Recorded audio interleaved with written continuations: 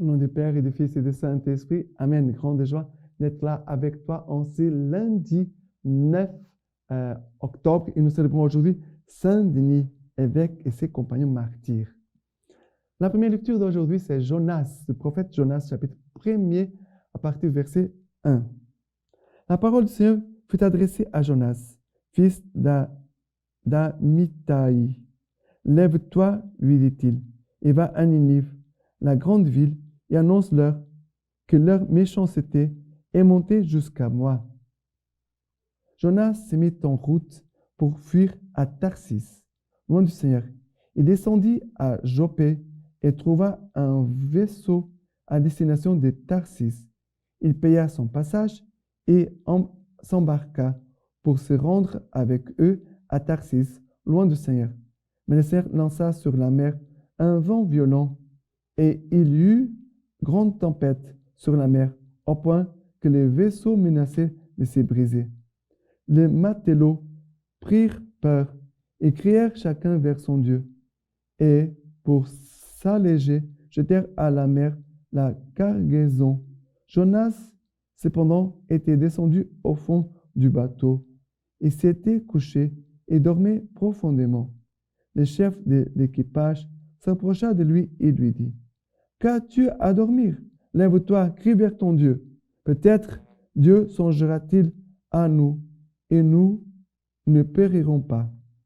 Puis ils se dirent les uns aux autres: Tirons donc au sort pour savoir de qui nous vient ce mal. Ils jetèrent le sort et le sort tomba sur Jonas. Ils lui dirent alors: Dis-nous donc, quelle est ton affaire? D'où tu viens? Quel est ton pays? Et à quel peuple tu appartiens? Il leur répondit: Je suis hébreu et c'est le Seigneur que j'adore, le Dieu du ciel, qui a fait la mer et la terre. Les hommes furent saisis d'une grande crainte et ils lui dirent: Qu'as-tu fait là? Ils savaient en effet qu'il fuyait loin du Seigneur, car il les leur avait raconté. Ils lui dirent: Que te ferons-nous pour que la mer s'apaise pour nous? Car la mer se soulevait de plus en plus. Il leur répondit: Prenez-moi et jetez-moi à la mer, et la mer s'apaisera pour vous. Car je sais, c'est à cause de moi que cette tempête vous assaillit.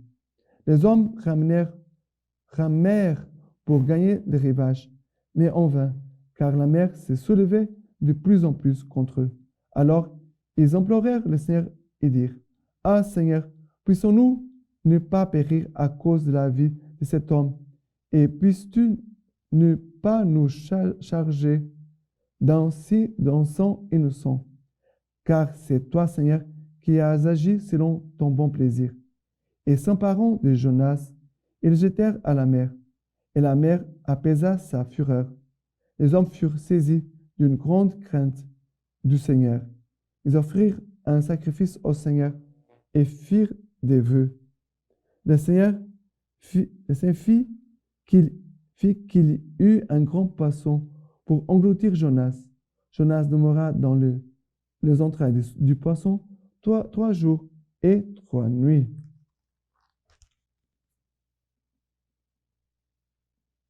Et après verset 11. Le Seigneur commanda au poisson qui vomit Jonas sur le rivage. Alors, nous voyons ici la vocation de Jonas. Dieu appelle Jonas, lui a donné une mission d'aller à Ninive. Voilà. Et qu'est-ce que Jonas fait? Il part à Tarsis. Jonas est comme un traître. Il part, il s'enfuit loin du Seigneur. Mais le Seigneur l'accompagne. Dieu n'a pas abandonné Jonas. Et même malgré la tempête, malgré que Jonas va être jeté à la mer, que Jonas va être englouti par le poisson, la miséricorde de Dieu accompagne toujours Jonas. Jonas, c'est un homme à qui Dieu fait beaucoup de miséricorde. Et Jonas a une mission de communiquer la miséricorde de Dieu. Mais c'est beau de voir que Jonas n'a pas passé inaperçu à Dieu. Dieu avait les yeux sur Jonas. Et c'est pour ça que Jonas va être trouvé au fond du bateau, vaisseau, qu'il dormait, qu'on va demander qu'il prie le Seigneur. Voilà, la miséricorde, c'est incroyable. Il ne veut pas peut-être prier, il ne veut pas rencontrer le Seigneur, mais par la bouche des païens, Dieu demande à Jonas de prier. Prie ton Dieu, peut-être qu'il va nous sauver de cette tempête, sinon nous allons tous mourir. C'est très beau et Jonas va rester 3 jours et 3 nuits dans le ventre du poisson, comme Jésus a passé 3 jours et 3 nuits dans le tombeau. Ça veut dire que ce passage ici, que nous venons de voir, il nous parle déjà aussi de la passion, de la mort et de la résurrection de Jésus-Christ. Voilà. Dieu ne désiste pas. Dieu n'abandonne pas. Dieu lutte toujours pour nous. D'accord? Et maintenant, le psaume d'aujourd'hui, c'est Jonas aussi, chapitre 2, à partir du verset 3. 3, 4, 5 et 8. On dit ceci. De la détresse où j'étais, j'ai crié vers le Seigneur et il m'a répondu. Du sein de Sheol, j'ai appelé. Tu as entendu ma voix. Tu m'avais jeté dans les profondeurs, au cœur de la mer, et le flot m'environnait. Toutes tes vagues et tes lames ont passé sur moi. Et moi, je disais, je suis rejeté de devant tes yeux. Pourtant, je continue de regarder vers ton saint temple. Tandis qu'en moi, mon âme défaillait, je me suis souvenu du Seigneur, et ma prière est allée jusqu'à toi, en ton temple, saint temple. Alors, ici, c'est Jonas qui parle de la détresse où j'étais. J'ai crié vers le Seigneur, il m'a répondu. Du sein de Sheol, j'ai été appelé, tu as entendu ma voix. C'est la foi. Ça, c'est l'attitude de foi. C'est l'attitude de confiance que nous avons besoin. Et après, il dit, et moi je disais, je suis rejeté et devant tes yeux. Pourtant, je continue de regarder vers ton saint temple. Les yeux sont tournés vers le temple, le saint temple. Voilà. Quel est le centre? Nous devons avoir quelque chose que nous conduit notre journée. Sinon, on ne peut pas laisser nos pensées à droite et à gauche. On doit avoir quelque chose qui nous conduit. Pour Jonas, c'est le temple. Je pense à ton temple. Je pense, c'est le temple où tu es, car Dieu habitait dans le temple. Et au verset 8, il dit, « Et ma prière est allée jusqu'à toi, en ton saint temple. » Je me suis souvenu du Seigneur, et ma prière est allée jusqu'à toi, en ton saint temple. Voilà, de prier au saint temple, mais de prier aussi au saint temple. Que sommes-nous? Le Seigneur est en nous. Quel est le temple le plus proche de nous? Le tabernacle le plus proche de nous, c'est notre âme. Dieu est ici. Dieu est ici. Il est avec moi. Il habite en moi. Voilà la grâce, le recueillement. Le recueillement, c'est ça. Je me rencontre avec le Seigneur qui est avec moi, qui est en dedans de moi. La grâce du recueillement, la prière, l'écoute profonde, voilà, l'unification entière de notre être. À partir de la parole du Seigneur, à partir du temple, voilà, quelque chose qui vient pour unifier notre être intérieur, qui vient unir toutes nos forces et les orienter. Voilà. Et maintenant, le psaume d'aujourd'hui, c'est le psaume, non, l'évangile. Luc, chapitre 10, à partir du verset 25. Et voici qu'un légiste s'éleva et lui dit pour l'éprouver, « Maître, que dois-je faire pour avoir en héritage la vie éternelle ?» Il lui dit, « Dans la loi, qu'y a-t-il d'écrit? Comment lis-tu » Celui-ci répondit, « Tu aimeras le Seigneur ton Dieu de tout ton cœur, de toute ton âme, de toute ta force, de tout ton esprit, et ton prochain comme toi-même. Tu as bien répondu, lui dit Jésus. Fais cela et tu vivras. Mais lui, voulant se justifier, dit à Jésus, qui est mon prochain? Jésus reprit, un homme descendait de Jérusalem à Jéricho, et il tomba au milieu des brigands qui, après l'avoir dépouillé et roué de coups, s'en allèrent les laissant à demi-mort. Un prêtre vint à descendre par ce chemin-là, et le vit et passa outre. Pareillement, un lévite, survenant en ce lieu, le vit et passa outre. Mais un samaritain, qui était en voyage, arriva près de lui, le vit et fut pris de pitié.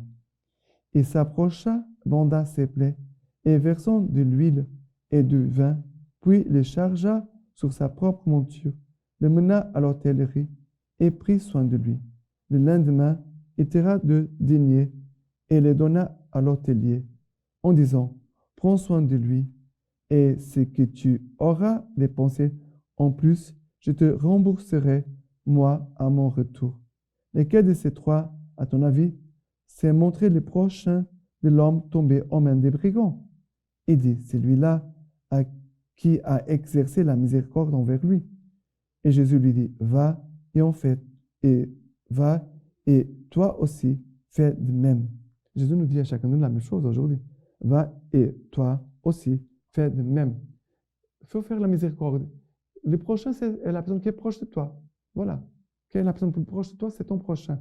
Où tu iras, toujours, les personnes que tu rencontres, c'est ton prochain.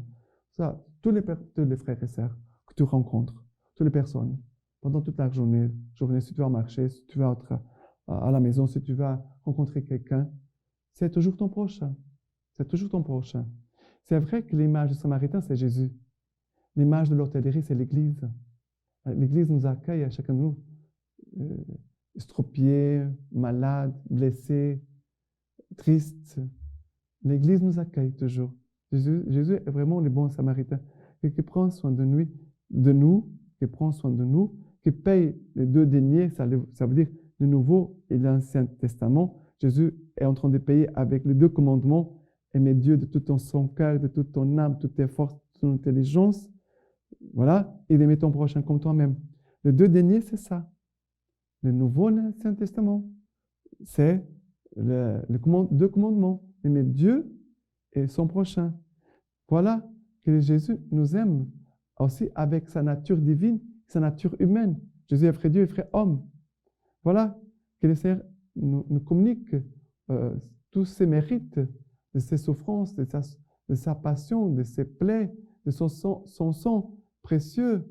Jésus nous communique son salut pour nous guérir. Nous étions à demi-mort à cause de nos péchés, à cause de nos infidélités, à cause de nos éloignements du Seigneur. Le Seigneur ne nous rejette pas, il nous fait miséricorde. Maintenant, faisons aussi miséricorde. Faisons de même, nous aussi. Et la lecture de Saint Denis aujourd'hui, de Saint Ambroise. Lorsqu'il y a beaucoup de persécutions, il y a beaucoup de martyrs. Chaque jour, tu es témoin du Christ. Tu étais tenté par l'esprit d'impureté, mais par crainte du jugement futur, tu as jugé qu'il ne fallait pas souiller la chasteté de l'esprit et du corps. Tu es martyr du Christ. Tu étais tenté par l'esprit de lucre pour saisir la propriété d'un pauvre ou violer les droits d'une veuve sans défense. Mais par la contemplation des préceptes divins, tu as jugé qu'il valait mieux porter secours que commettre une injustice. Tu es témoin du Christ. Tu étais tenté par l'esprit d'orgueil, mais en voyant le pauvre et l'indigent, tu as été saisi d'une tendre compassion. Tu as préféré l'humilité à l'arrogance. Tu es témoin du Christ. Mieux que cela, tu n'as pas donné ton témoignage en parole seulement, mais aussi en action. Maintenant, je vous laisse la bénédiction par les mains toutes pures de la Vierge Marie. Que tout puissant vous bénisse, vous garde, le Père, le Fils et le Saint-Esprit. Amen.